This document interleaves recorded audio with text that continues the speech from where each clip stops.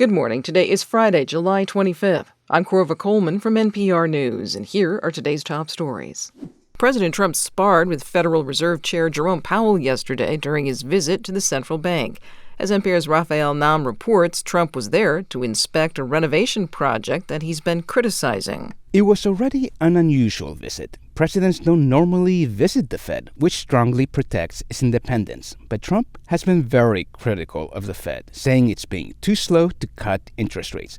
And then Trump tussled with Powell about the final cost of the Fed's renovations, which are projected to hit $2.5 billion.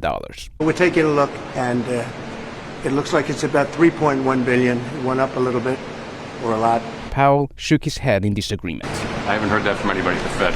Powell took a look at the paper and pointed out that President Trump was citing a number that included a building built 5 years ago. After that, Trump was more conciliatory, avoiding repeating his attacks against Powell as they walked away. Raphael Nam, NPR News. French President Emmanuel Macron says he plans to recognize a state of Palestine. But first, NPR's Michelle Kellerman reports he's calling for a ceasefire in Gaza.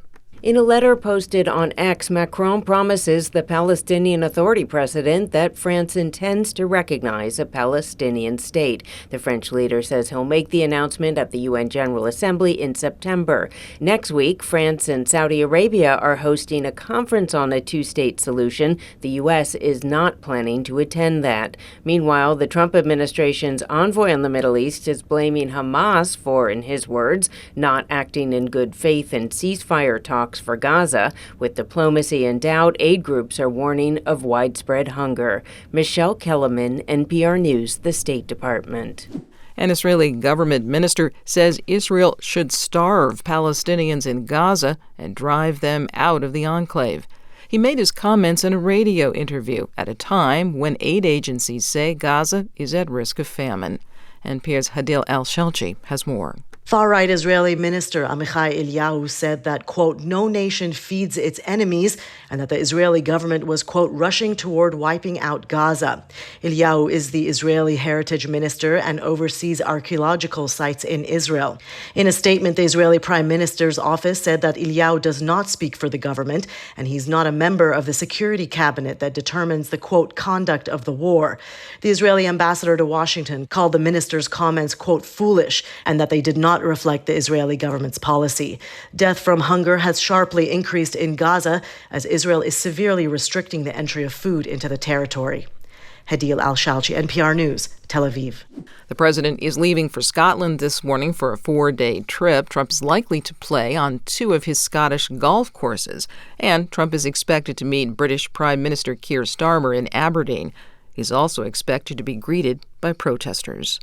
Deputy U.S. Attorney General Todd Blanche will return for a second day today to question the former girlfriend of late sex offender Jeffrey Epstein. The Deputy Attorney General spoke with Ghislaine Maxwell in Florida. She's imprisoned there for helping Epstein sexually exploit girls. Maxwell's lawyer is David Marcus. We're not going to comment on the substance, but there were a lot of questions, and we went all day. And she answered every one of them. She never just said, I'm not going to answer, never declined. The Deputy U.S. Attorney General arranged the meeting with Maxwell. The Trump administration is trying to quiet anger from Trump supporters who are demanding more information about the Epstein files. A House Republican leader has also subpoenaed Ghislaine Maxwell to testify to Congress. The corporate parent of media outlets CBS, Nickelodeon, Comedy Central, and Paramount Pictures has a new owner. The Federal Communications Commission has approved Paramount's takeover by the Ellison family and Skydance Media. NPR's David Folkenflik reports Paramount and Skydance made concessions to the Trump administration to secure the deal. Paramount controlling owner Sherry Redstone had told associates Paramount could not compete with the digital giants Netflix and Amazon. Skydance is controlled by another titan, Oracle founder and Trump supporter Larry Ellison and his son David. The FCC's approval comes after Paramount agreed to pay $16 million to settle a lawsuit by Trump against CBS News over an interview with Kamala Harris. Outside legal scholars called the suit frivolous. Skydance also agreed to scotch Paramount's DEI initiatives in the U.S. and to take steps to ensure ideological diversity in its programs and news. Trump's FCC chairman, Brendan Carr, celebrated, calling it a blow against bias in mainstream media. David Folkenflik, NPR News. The president has signed an executive order to overhaul how the U.S. manages homelessness. As NPR's Jennifer Ludden reports, the aim is to make it easier to move people from street encampments into treatment. The order says endemic vagrancy has made cities unsafe, and getting people into long-term care for addiction or mental illness will restore public order.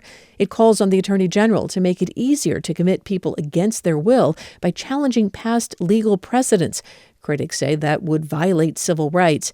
Trump's action also calls for shifting federal funding toward treatment programs instead of housing, but some experts say forcing treatment does not work and that losing badly needed housing will only make it harder for communities to reduce homelessness.